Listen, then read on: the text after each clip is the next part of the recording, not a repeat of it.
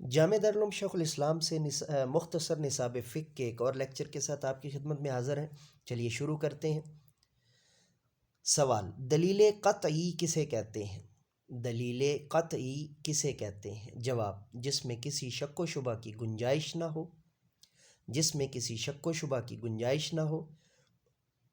اس کی مثال قرآن کریم کی آیت یا حدیث متواتر ہے۔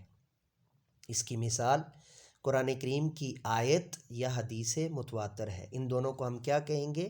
دلیل قطعی کہیں گے۔ ان دونوں کو ہم کیا کہیں گے؟ دلیل قطعی کہیں گے۔ سوال: اگر کوئی شخص کسی فرض کو فرض ماننے سے انکار کر دے تو کیا ہوگا؟ اگر کوئی شخص کسی فرض کو فرض ماننے سے انکار کر دے تو کیا ہوگا؟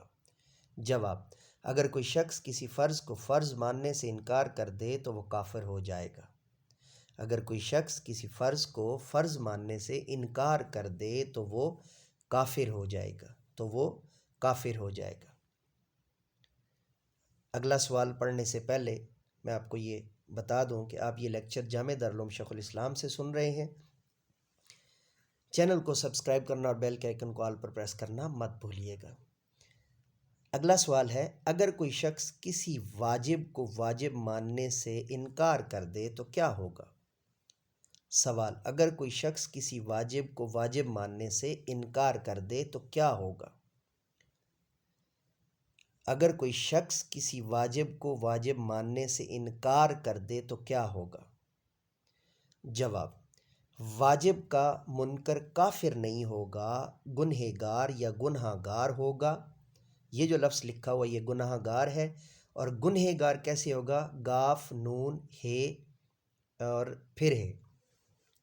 ٹھیک ہے جی، آگے کہیں پہ آئے گا تو میں انشاءاللہ عزیز اس کی آپ کو کتابت بھی لکھوا دوں گا۔ یہ لفظ گناہ گار ہے، اس کو گنہگار نہیں پڑھنا۔ گنہگار جو میں نے لفظ پڑھا ہے وہ الگ سے ایک لفظ ہے، ٹھیک ہے؟ تو میں نے یہ دونوں لفظوں کی قرات اس لیے کی ہے کہ دونوں لفظ آپ کی زبان پر بیٹھ جائیں۔ جیسے نماز وتر واجب ہے، نماز وتر واجب ہے، نماز وتر واجب ہے، ٹھیک ہے جی۔ واجب کا منکر، میں جواب دوبارہ پڑھ رہا ہوں، واجب کا منکر کافر نہیں ہوگا، گناہ گار ہوگا، جیسے نماز وتر واجب ہے۔ یہ تھا ہمارا آج کا لیکچر۔ نئے لیکچر کے ساتھ دوبارہ آپ کی خدمت میں حاضر ہوں گے، تب تک کے لیے اجازت دیجیے۔ میرے ساتھ مل کر کے یہ انسانیت کی بہتری کے لیے، تعلیم و تربیت کے لیے ایک قدم اور۔